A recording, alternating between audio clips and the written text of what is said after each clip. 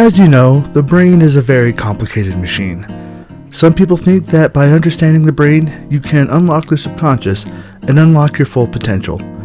Yes and no. It's not as clear-cut as it seems. There are parts of us that are easy to access, and there are parts that are impossible to change. But by recognizing the layers we can or can't access, it helps us understand a bit better where we might be struggling and how and why we think the way we do. Disclaimer, I'm not a psychologist. This is based on my own interpretation and understanding. Layer 1, the conscious. Here is where we would consider thoughts, the effort you take when you trying to solve a math problem or do a puzzle, the effort you take trying to recall a memory for a test, when you try to write an essay or YouTube prompt, whenever you daydream about worlds and fantasies. All of this is happening on the forefront of your mind, in the prefrontal cortex that I talked about earlier. Layer 2, the preconscious, as I'm calling it. This is not the subconscious. This is my own personal definition and not Sigmund Freud's after I named it. Also, it's only a descriptor to help separate the layers. It really isn't an actual thing. The preconscious is not something we easily recognize, but it is something we can notice if we pay attention to it. It is what we recognize about our own personalities when we try to analyze our own thoughts and behaviors. Are we more emotional or logical? Do we think in images or in words? How clear is our imagination? What kind of mental pathways do we use to come to our conclusions? Do we compartmentalize information or do we connect it all together? This layer is where we start hitting what we call personality.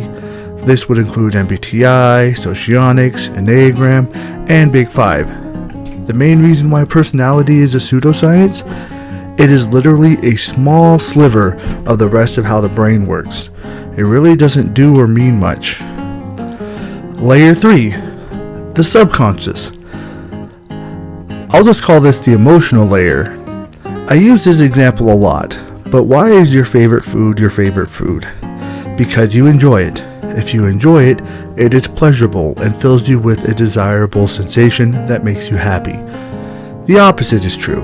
Why do you hate foods? Well, it fills you with disgust. With this metaphor in mind, why do you feel the way that you do? Hard to really say. You just feel them for reasons, and you just do. You simply learn to overshadow it or recontextualize it through life. Even if you don't really feel them, they will influence the way that you think and can even affect how the body works. If you believe in nihilism, for example, you're probably depressed. If you're struggling sleeping, you may have anxiety, have stressed, or be depressed. Here is where we start considering basic brain chemistry and the interplay of dopamine, serotonin, and other chemicals and how we can manipulate ourselves to affect our moods. Alright, disclaimer, level 4 and 5 are really closely intertwined, but I'm separating them here just because of how they interact with our brain and our thoughts. Layer 4, motivators. Motivators are any thoughts and emotions from previous events that cause you to affect your immediate thoughts and emotions now. Here is where we start getting into memories and events. How we are raised by our parents, what we are taught, and the people around us can determine who we will become. Were you raised in a religious upbringing or vice versa, a non-religious upbringing? These philosophies and ideals mold and shape your worldview despite how much you wish to do a complete 180. Some of our core values would be located here. And often, people who do try to change will realize they can't completely avoid these deep-rooted parts, and often find themselves feeling like they are fighting an uphill battle. You can't really get rid of these parts completely. The only thing you can do is either recontextualize it so it becomes a net positive, or consistently mentally battle against your weaknesses to improve your strengths. As much as you try to avoid it, you're more like your parents than you think. You will always carry something from them, whether you like it or not. We can go deeper. What is more important than the thoughts and memories of the past? The thoughts and memories of the present. Layer 5, influencers.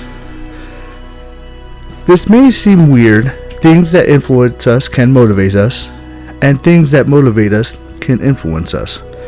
But there is always a starting point, and that's why this area exists at all. It has to influence us first before it can motivate us.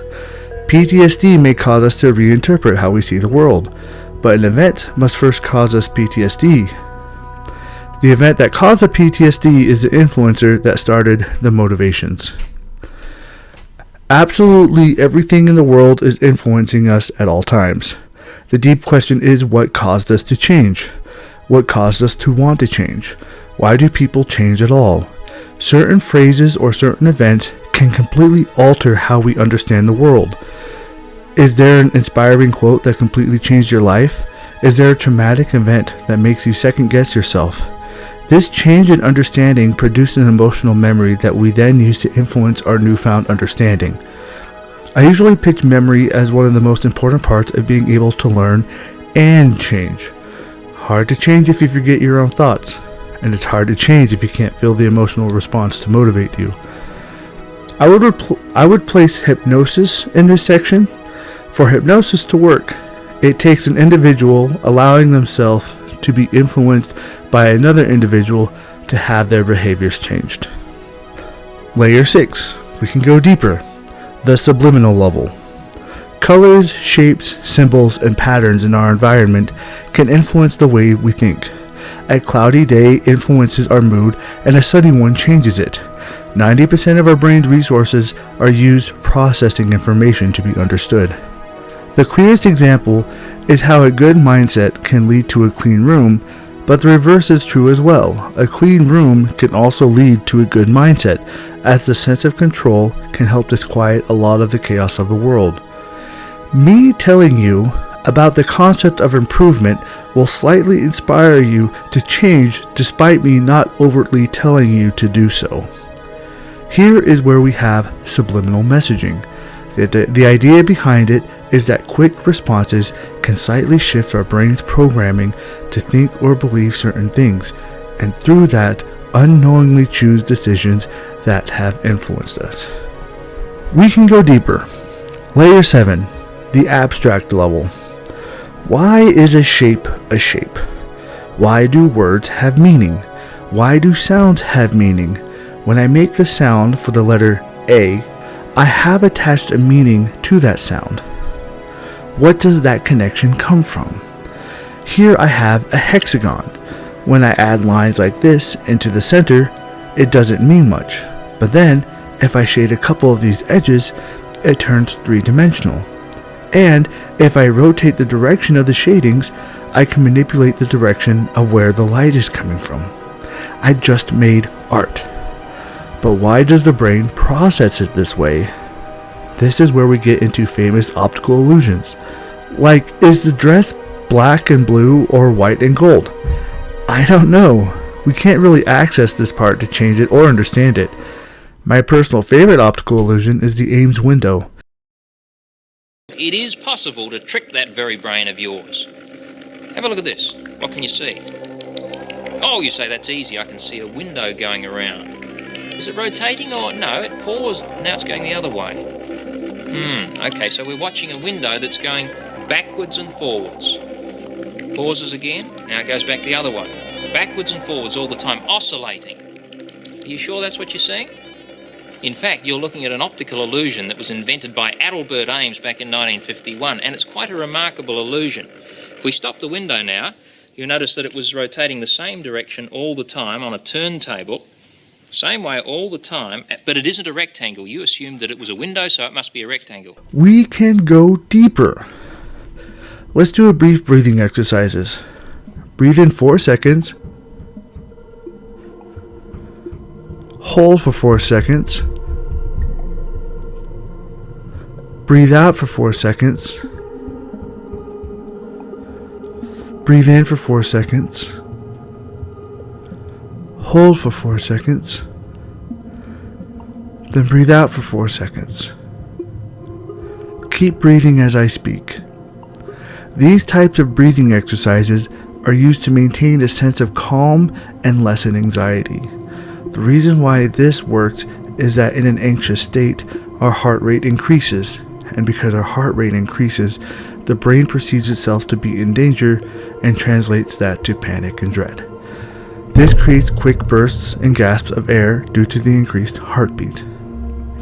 However, by slowing down our breathing, it redirects our focus. It forces our heartbeat to slow down and then tricks the brain into thinking it's doing okay. I call this the survival level. Layer 8. Breathing, heart rate, blood flow, and digestion. You now feel the size of the tongue in your mouth. Sorry, had to do it. There isn't much we can do to access these areas, and accessing these areas can be dangerous.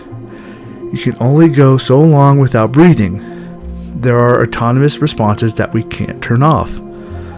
A fun one, you are consciously thinking about how much you are breathing now. We can still go deeper. Layer 9, the instinctual level. The best example I have is this. A bacteria still eats, despite not knowing that it has to. No sensations, no thoughts, and yet they eat and multiply. This deep level still affects us in subtle ways. Life inherently wants to make more of itself. Trees and plants try to spread themselves without conscious thought guiding them. I would place the desire to have children here. This is entirely instinctual. Layer 10. We can still go one more layer deeper. The atomic level. If you reduce everything down to its atomic components, it all becomes simply a process of atoms, molecules, and chemicals interacting and bonding with each other. Who are you if you are just an amalgamation of chemical processes working in cohesion to create the construct of life?